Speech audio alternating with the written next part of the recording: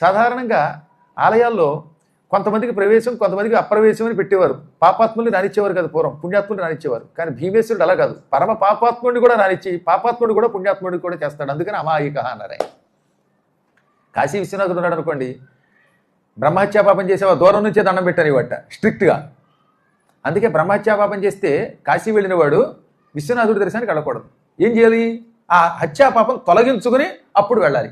హత్యాపాపం తొలగించుకోవాలంటే ఏం చేయాలి? శుక్రేశ్వరుడు అని ఒక లింగం ఉన్నది కాశీలో. ఏమున్నది?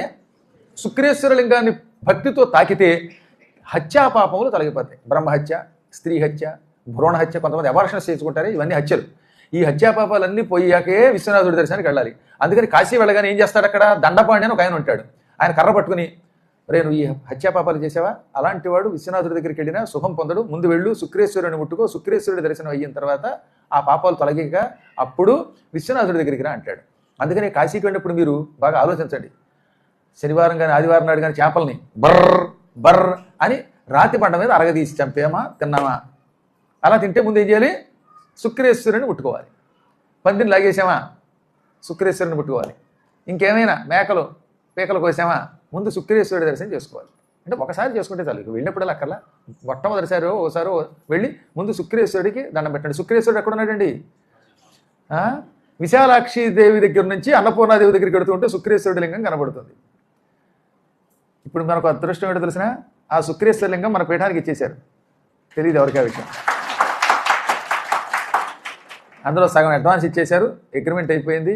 రేపు అక్టోబర్లో ఇప్పుడు విజయదశమి నాడు పూర్తిగా ఆ శుక్రేశ్వర లింగం మన ప్రణవపీఠం పేరు మీద రిజిస్ట్రేషన్ అయిపోతుంది. ఇంకా భవిష్యత్తులో శుక్రేశ్వర లింగానికి మన ప్రణవపీఠం నుంచి అర్చకులు వెళ్ళి అర్చన చేస్తారు. ఇది ఎంత అదృష్టం చూడండి. అందుకని శుక్రేశ్వర లింగానికి వెళ్ళాలంటే ఇప్పుడు భగవంతుడు మనల్ని ఎంత అనుగ్రహించాడు. ప్రణవపీఠం యొక్క యోగం పెరిగింది, కాశీ విశ్వనాథుడు అనుగ్రహించాడు. పూర్తిగా ఆ లింగం వస్తున్నది. ఒక పుణ్యాత్ముడి వల్ల వస్తుంది. ఆయన పేరు చెప్పొద్దన్నాడు కాబట్టి చెప్పట్లేదు. ఎందుకంటే కొన్ని లింగాల్ని కొన్ని పీఠాలకు ఇచ్చేస్తున్నారు.